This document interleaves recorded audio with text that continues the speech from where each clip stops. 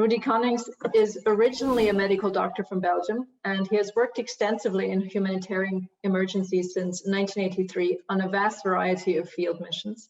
Since 2008, he works for the WHO and is currently heading the Humanitarian Policy and Guidance Unit of the WHO Health Emergencies Program.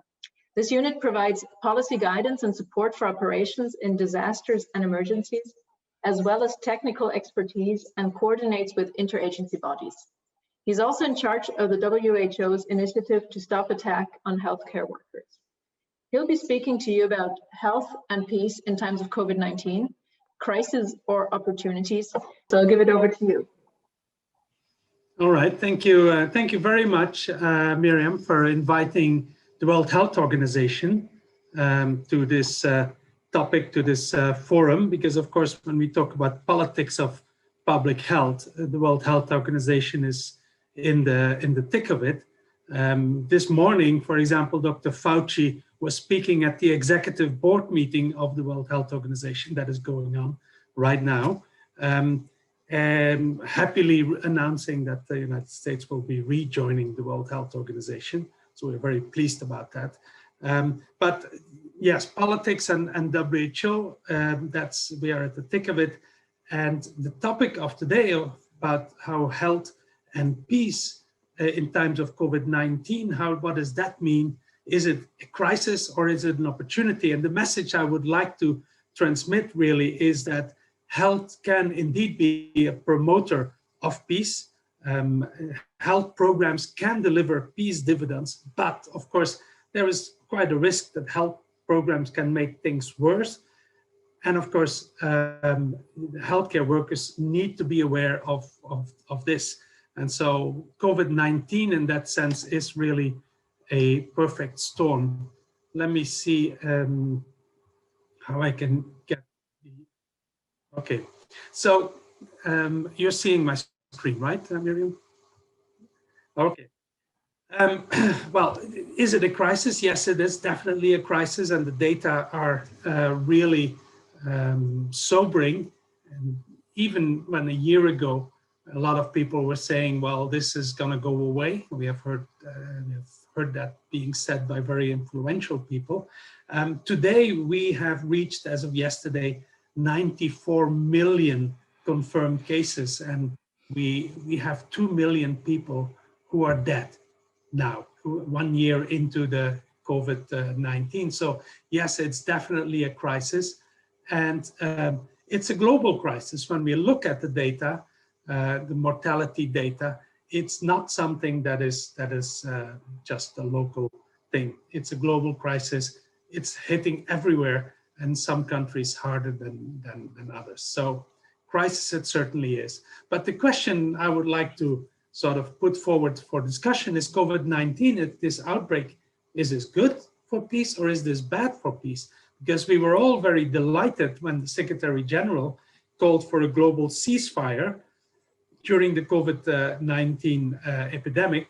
Now, we now know that, well, the global ceasefire peace has not descended on the world because of COVID-19.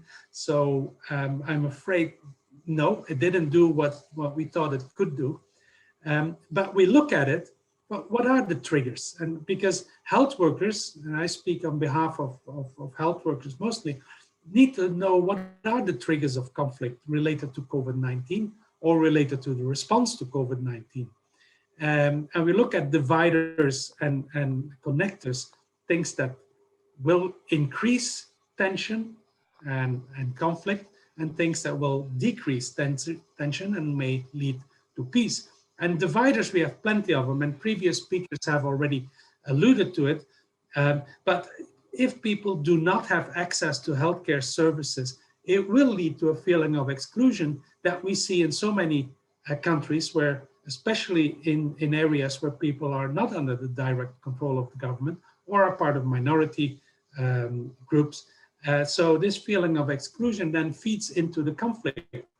Now, when we look at the distribution of supplies, the unequal distribution of supplies indeed leads to a feeling of frustrations, injustice, inequality. So WHO has been quite active in ensuring that lower income countries or countries that do not have very strong healthcare systems get the supplies, if not from anyone else, from WHO. And that includes lots of protective equipment, diagnostic tests, even hospitals.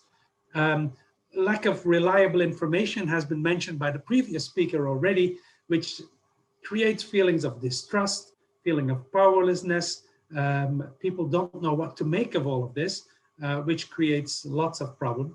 And of course, we have heard about how the COVID response measures can be instrumentalized, and people often feel they are, so which creates more and more tension. And then we have the whole problem of stigmatization of COVID affected people. It's interesting to see how in Europe, every single country that reported a spike of COVID-19, it seems that it all came from a different country. It all was imported from every single country. So it's quite interesting to see that.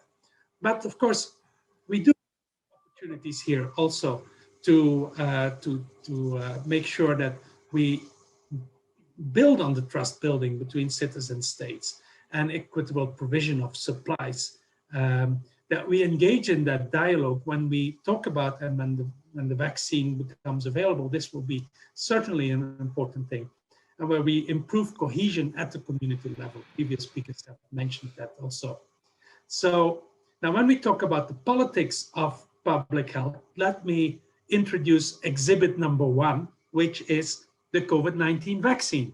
And here we have an interesting problem that will come up and will make things worse. Because at the global level, Dr. Tedros, our Director General at the Executive Board this Monday, mentioned that more than 39 million doses of vaccine have been administered in higher income countries.